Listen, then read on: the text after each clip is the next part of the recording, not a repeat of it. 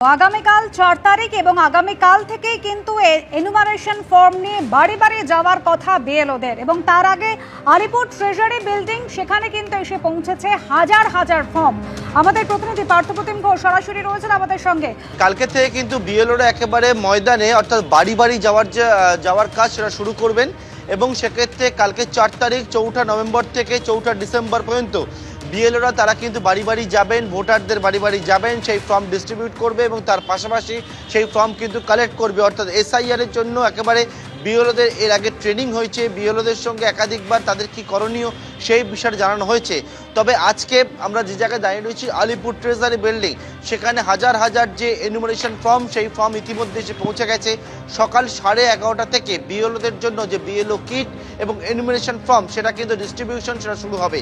মূলত আলিপুর সদর এই যে জায়গা রয়েছে সেখানে 6টি বিধানসভা কেন্দ্র রয়েছে, যার মধ্যে রয়েছে যাদবপুর বিধানসভা কেন্দ্র, টালিগঞ্জ, কসবা, অন্যদিকে কিন্তু মেটিয়াবুরুজ, এর পাশাপাশি হচ্ছে বেহালা পূর্ব, বেহালা পশ্চিম। এই 6টি বিধানসভা কেন্দ্র, সেই 6টি বিধানসভা কেন্দ্রে যে সকল বিএলওরা রয়েছেন তারা সবাই সকাল 11:30 থেকে বিকেল 5টা পর্যন্ত এই আলিপুর ট্রেজারি বিল্ডিংয়ের বুথ ওয়াইজ আলাদা আলাদা করে সমস্ত বিএলওদেরকে টাইম বলা হয়েছে এবং সেই অনুযায়ী কিন্তু বিএলওরা আসবেন। আজকে বিএলও কিট এবং এনুমারেশন ফর্ম সেটা কিন্তু তারা কালেক্ট করবেন এবং তার পরবর্তীকালে কালকের থেকে পৌঁছে যাবেন বাড়ি বাড়িতে। ধন্যবাদ পার্থপ্রতিম।